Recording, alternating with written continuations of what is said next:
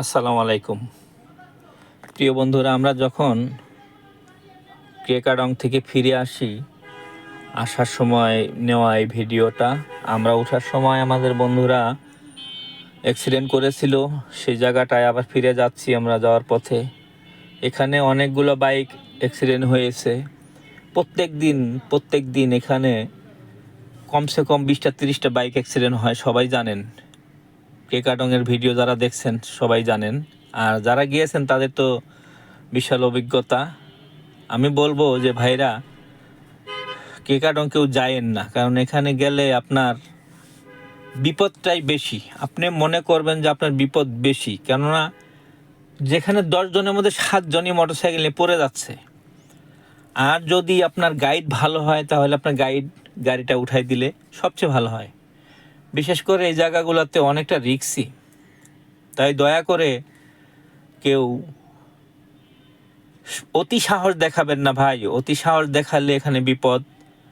আর 1 number gear দিয়ে ছাড়া আপনারা কখনো বগালেক থেকে ঠিক 1 কিলো রাস্তা আপনারা 1 নাম্বার গিয়ার ব্যবহার করবেন, 2 নাম্বার গিয়ার ব্যবহার করবেন না। 2 নাম্বার গিয়ার ব্যবহার করতে গেলে আপনাদের বিপদ। এই যে মোড়টা, এটা হলো খুব খারাপ। এখানেই হলো সবচেয়ে ভয়ঙ্কর। আমি যখন এখান দিয়ে নামতেছি এখন, বিশ্বাস করবেন না, আমার চোখে পানি ভাই, আমার চোখ দিয়ে পানি গড়িয়ে পড়তেছে ভাই। এই যে বাম পাশে এখানে যে কি পরিমাণ গাড়ির অ্যাক্সিডেন্ট হয়, আল্লাহ মাফ করো। আমি আর কোনোদিন যেন কেকাডংয়ে না আসি। কেকাডং মানেই আপনার বিপদ, কেকাডং মানেই আপনার জান প্রাণ নাশের একটা জায়গা। তাই দয়া করে কেউ ভুলেও কেকাডংয়ে আসবেন না ভাই।